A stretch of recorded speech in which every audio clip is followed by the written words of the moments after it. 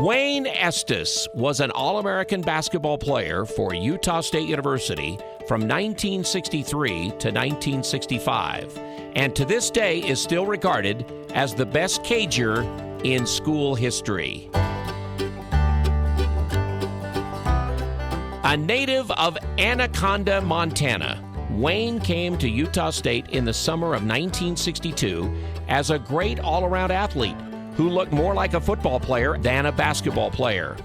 However, by the end of his freshman year, Wayne had proved all of the doubters wrong as he set the USU freshman scoring record with 254 points.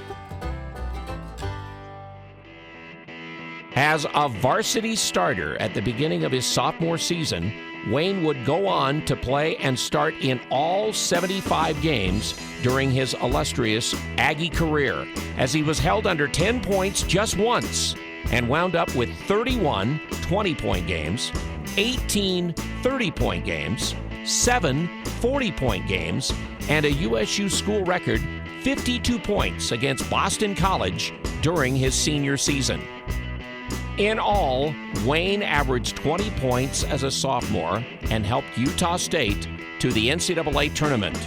During his junior year, Wayne upped his scoring average to 28.3 points per game and again led the Aggies to the NCAA tournament, this time to the regional semifinals, one of just 16 teams in the nation to advance that far. And during his senior campaign, Wayne averaged 33.7 points per game, which ranks second in the nation behind Miami's Rick Barry.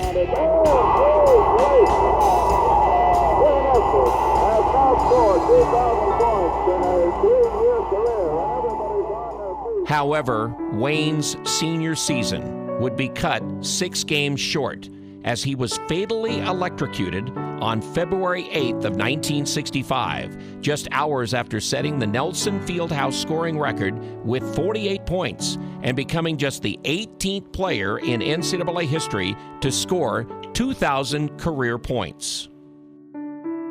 A consensus All-American as a senior, Wayne still ranks as the third leading scorer in Utah State history with 2,001 points, and is the fourth leading rebounder in school history with 893. He still holds school records for career points per game at 26.7, free throws made in a career with 469, consecutive 10-point games with 64 in a row, points in a season with 821 as a junior, and points per game in a season with his 33.7 average as a senior. Points in a game with 52 against Boston College, and rebounds in a game with 28 versus Regis University. Wayne, who would have likely been a high draft pick in the National Basketball Association in 1965, became the first player ever to earn first-team All-American honors from the Associated Press before season's end, and was also posthumously named an All-American by Look Magazine, Converse, the Helms Foundation, and the Sporting News. In 1967, Wayne was inducted into the Naismith Memorial Basketball Hall of Fame.